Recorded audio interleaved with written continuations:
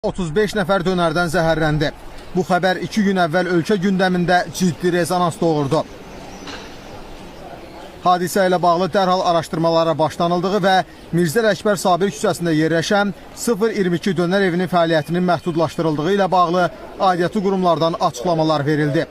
Biz isə zəhərlənənlərin vəziyyəti və dönər evinin fəaliyyəti ilə bağlı araşdırma apararkən ziddiyyətli məqamlarla qarşılaşdıq. Dönər evinin qapısı açıqdır. Bəli, rastlaşdığımız mənzərə qarşısında bizi yalnız bir sual düşündürürdü.